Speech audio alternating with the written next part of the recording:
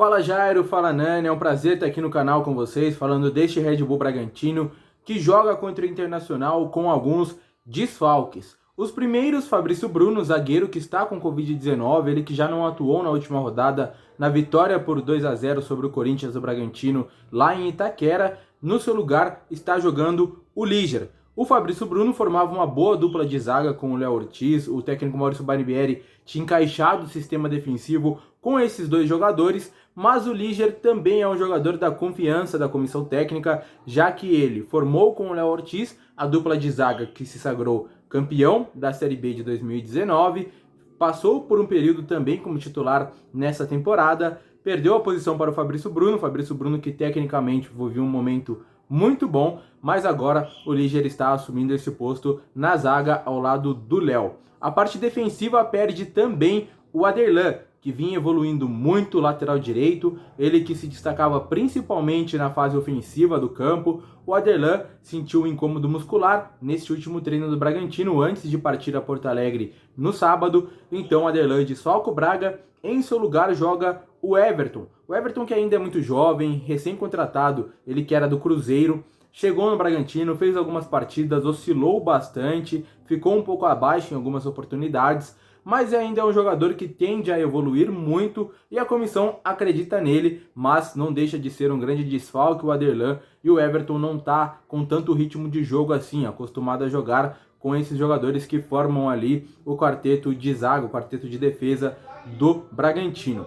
Outro desfalque é o Lucas Evangelista. Lucas Evangelista há um bom tempo já não joga, só que o Bragantino não tem uma peça de reposição ao nível do Lucas Evangelista. Ele que junto ao Raul, o primeiro volante, e o Claudinho, que é esse cara mais solto no meio campo do Bragantino, aparecendo às vezes até como segundo atacante, formava o trio que deu essa sustentação, né, que colocou o Bragantino nesse caminho do retorno, nesse caminho das vitórias. O Bragantino que, como vocês sabem, está invicto a 5 jogos, um empate, que foi a partida contra o Atlético Mineiro, onde o Bragantino vencia até o último minuto por 2-1. Aí teve um pênalti chamado pelo VAR, o Johan foi lá e acabou empatando o jogo. E as 4 vitórias, dentre elas, algumas com autoridade, como a que foi a contra o São Paulo, até então líder, em Bragança Paulista por 4-2.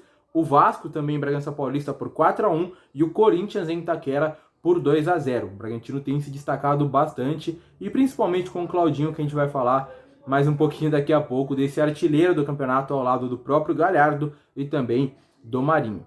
Então esses três são os principais desfalques do Bragantino. E no lugar do Lucas Evangelista deve jogar mesmo o Ricardo Hiller, ele que tem sido escalado tecnicamente. É abaixo do Lucas Evangelista, mas é um jogador que se doa muito.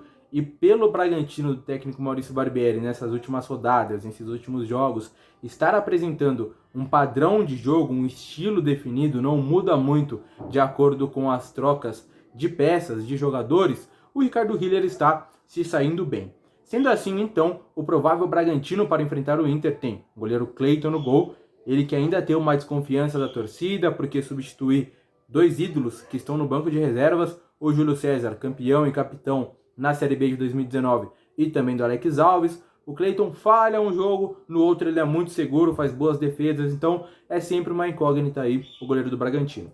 Na direita o Everton, substituindo o Aderlan, a zaga com o Léo Ortiz e o Liger, na esquerda o experiente Edmar. O meio campo com o Raul, que fora o Claudinho talvez esteja sendo o principal jogador do Bragantino, primeiro volante de muita força física, cobre bem também os laterais, o Ricardo Hiller e o Claudinho, artilheiro da competição desde o início dessa parceria entre Red Bull e Clube Atlético Bragantino, tem sido o principal nome, a principal peça, despertando interesse de vários outros clubes. Creio eu que o Bragantino, em breve, deve lucrar muito com a transferência do camisa 10.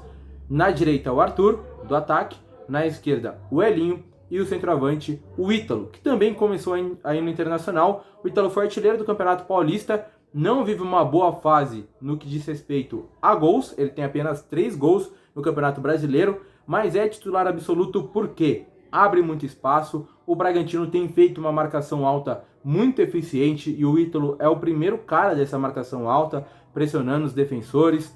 O Ítalo também é o líder de assistências do Bragantino na competição, ele tem 7 assistências. E o porquê eu falei que a gente ia falar mais sobre o Claudinho? Porque dessas 7 assistências do Ítalo, 6 são para o camisa 10, o Claudinho. Então essa função dele de fazer o pivô, de abrir espaço, de às vezes priorizar um passe mais bem colocado do que uma finalização com uma oportunidade não tão clara assim, tem feito do Ítalo um dos jogadores mais importantes aí do time do técnico Maurício Barbieri.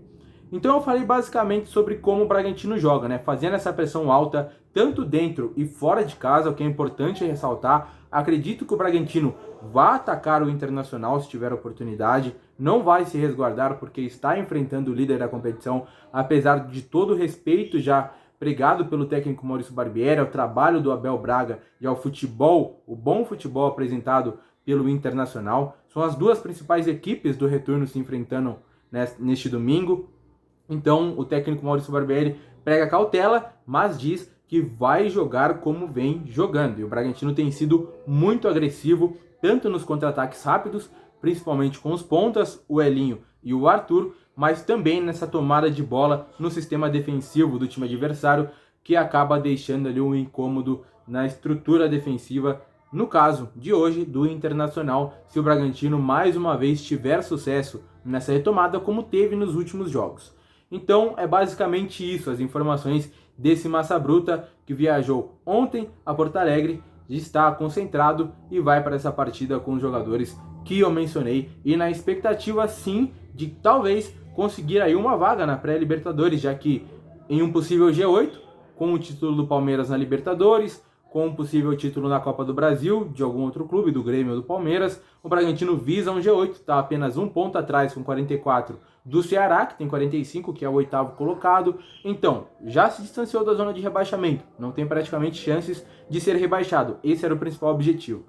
Está quase certo na Copa Sul-Americana, algo que já é maravilhoso nas pretensões desse projeto Red Bull Bragantino. Se conquistar uma vaga na Libertadores, é um passo muito adiante, um sonho que se torna cada vez mais possível pelo que o time tem apresentado. Então, o Bragantino vai jogar para ganhar contra o Internacional, com todo o respeito ao Colorado, que tem feito um campeonato incrível, principalmente nessa retomada com o Abelão. Foi um prazer participar com vocês, um grande abraço de Bragança Paulista, Diego Pérez da Rádio 102 FM. Valeu!